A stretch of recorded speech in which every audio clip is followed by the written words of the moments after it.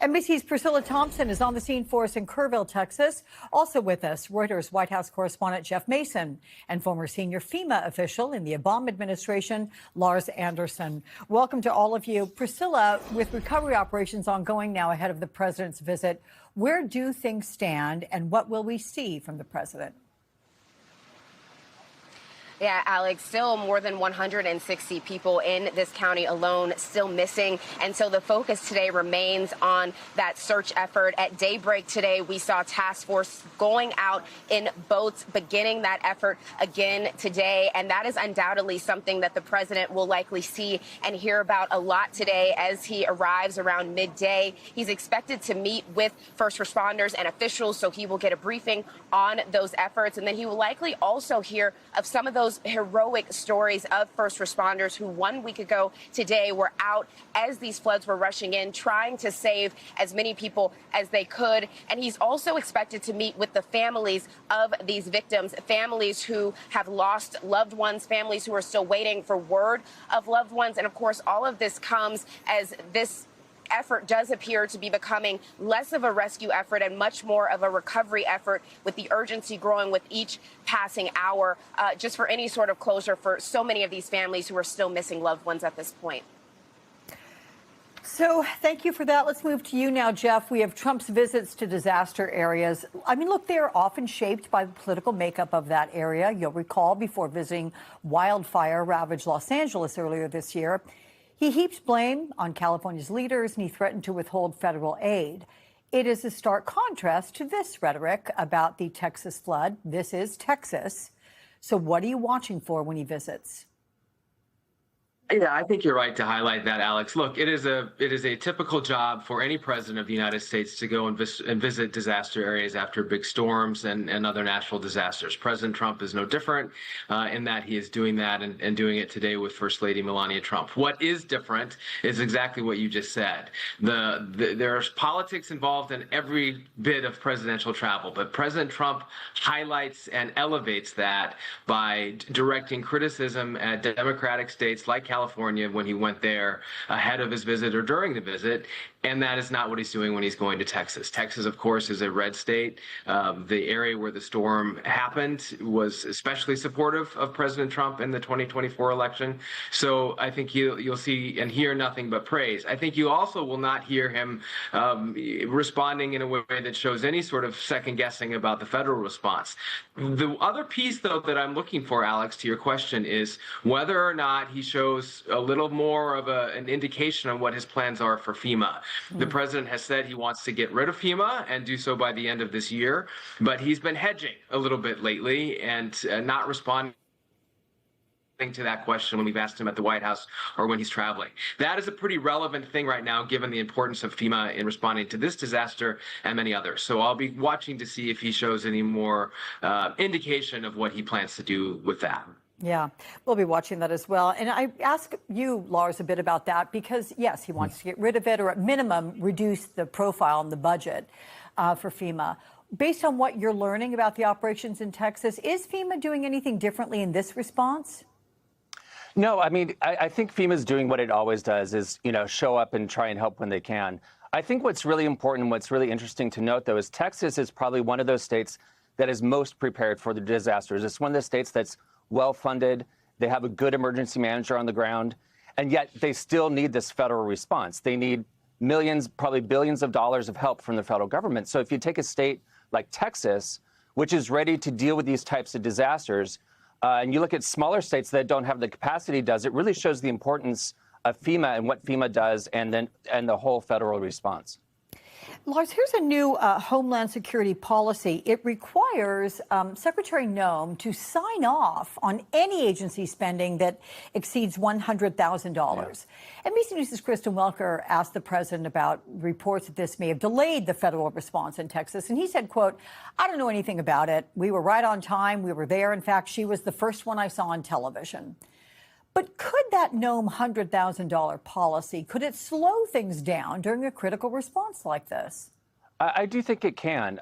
You've seen reports where the search and rescue teams took longer than they normally would to get to Texas. I don't know if that would have made that much of a difference in terms of finding people, but I think it's important to give emergency managers the ability to kind of make decisions on their own or pre-deploy. That's what, after post-Katrina, those are some of the reforms that were put in place to allow emergency managers to put assets in place and really get teams off the ground. You never want to be late in a response like this. And so I think there'll be some lessons learned from this tragedy, and hopefully they'll make some changes moving forward. Well, let's talk about that, Priscilla, because we have also learned in 2024, the Kerr County officials specifically warned a flood event was likely in the next year. Can you tell us more about that and whether any action was taken? Yeah, Alex, and we know that they also talked about flood warning systems, but they actually decided to defer that conversation and any action on that until the plan was updated. And sadly, these floodwaters rushed in before there was an opportunity to do that. And that is despite that 2024 mitigation plan saying, quote, every jurisdiction can expect to experience some type of flooding that may or may not meet the definition of a 100-year or 500-year event on a more regular basis. The local planning team determined it is likely that Kerr County and the participating jurisdictions will experience a flood event in the next year. And so definitely questions around this. We know that the Texas legislature is going into a special session later this month, and hearings are going to be held on the entirety of the response here. And we know that at least one of those hearings is going to happen right here in Kerrville because legislators want to hear directly from the people impacted, hear their frustrations, and begin to better understand what went wrong and how they can ensure that something like this doesn't happen again. Lars, what kind of prevention measures could be implemented in, say, a 12-month time frame or less that could have really helped this situation? I mean, I think when you have situations like this, warning people about the potentials of the dangers is really critical. So that's not only the potential of these alarms that they're talking about, but really a robust text message program. A couple of days ago here in D.C., we had a major storm, and I got an alert on my phone saying, tornado warning. I think it's really important to have those types of things in place so that you get the most information out to people as soon as you can. Yet, would that also include not extending the footprint of a camp into a floodplain, as has been alleged was done with Camp Mystic? I don't know the details on exactly where Camp Mystic was located within the flood zone, but I think it's something people need to look at. I read in reports that they had an emergency plan approved a couple days before this tragedy occurred. They did. And so, it makes me wonder I think people really need to take a look at where these camps are located, where these facilities are located, and really take the flooding seriously. People don't think about flooding as dangerous sometimes, but it's a huge problem. They will now. Yeah, they will now. Jeff, I want to ask you a question, but let everyone know what we're seeing there. There is Marine One. It has landed there at Joint Base Andrews, where the president will take off and head down to Texas shortly. He's waved off questions, Jeff, about FEMA's future, particularly while this Texas response has been playing out. But then just Wednesday, Secretary Noem said this about FEMA. Take a listen. It has been slow to respond. At the federal level, it's even been slower to get the resources to Americans in crisis. And that is why this entire agency needs to be eliminated as it exists today and remade into a responsive agency. And you made the point earlier that he has vowed to get rid of FEMA, but we know that he tends to change course on a dime, right? Do you think today's visit could change his thinking? I'm curious if you're hearing anything about that inside the White House. He absolutely changes his thinking on a dime. And what was instructive to me from those comments from Secretary Noem that you just played is that she used the talking point of saying it needs to be eliminated, but she added in the way that it is now.